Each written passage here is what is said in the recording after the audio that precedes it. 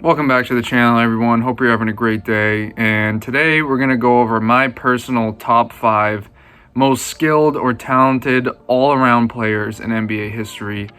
And when you think of most skilled players in NBA history, you might think of Kyrie Irving or Steph Curry, and they're certainly up there.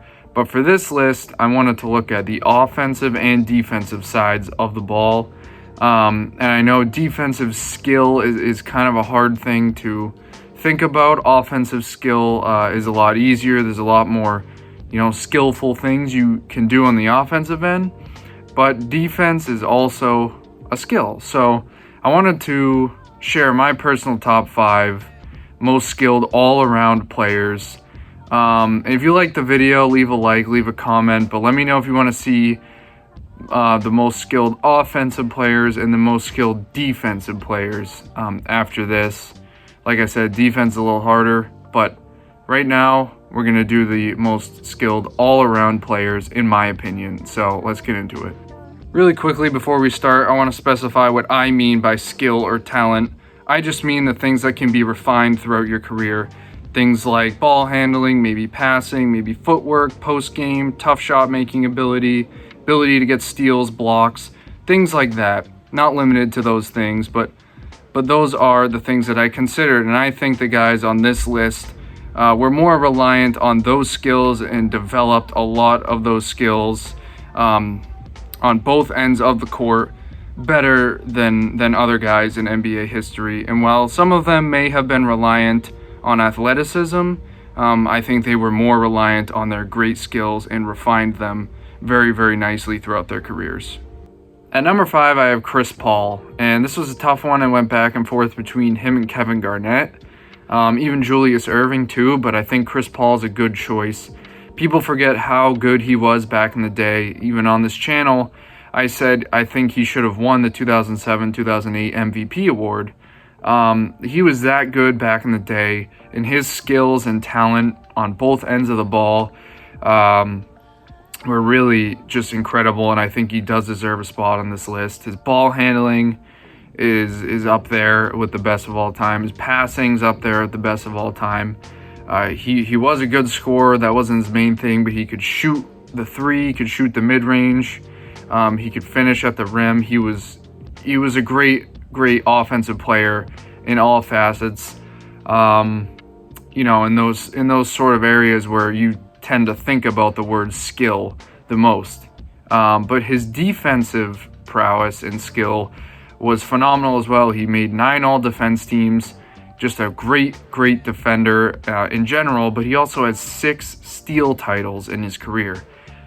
He was, just a monster at taking the ball away from his opponents. And people forget about that. I mean, 6 steal titles, in the kind of modern, I guess people would say era, not super modern, but the 2000s, 2010s, he was lights out as a defender, and like we just said, his offensive skills are up there with the best ever. So that's where he falls for me at number 5. At number 4, this player could be at number 3 or 4 for me. It could go either way, but it's Hakeem Olajuwon, and we know how skilled he is on defense. He's widely regarded as a top 3 at worst defender of all time. He's just a skilled defender, blocking shots, getting steals. He's an all-time leader in blocks.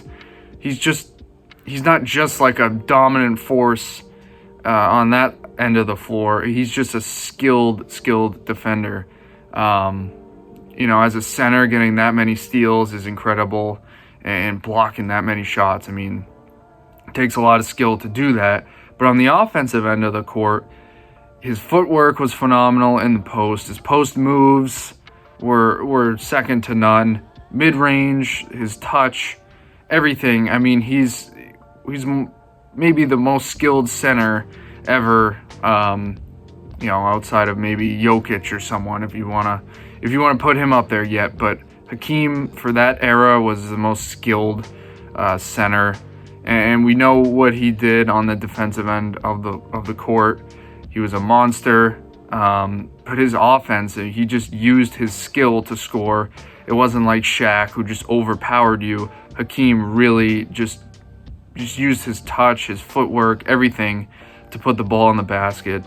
He could pass decently well for center too, so that helps him there. But he comes in at my number 4 spot. I wish I could put him higher. I could put him at 3, but I think number 4 is pretty good for Hakeem Olajuwon. At number 3, I have Larry Bird. So you can see why it was tough for me to go between Larry Bird and Hakeem. But I just give Larry the edge just because of everything he could do on offense. He could shoot. I mean, he's one of the best shooters for that time. I'm not going to call him a top 10 three-point shooter or anything like that, but for that time, yes, he was up there with the best shooters. Mid-range three-point, he was phenomenal. His passing was incredible. Just the finesse that he used to put the ball in the hoop. I mean, he's not very athletic, so he used his skill, his finesse, everything to put the ball in the hoop.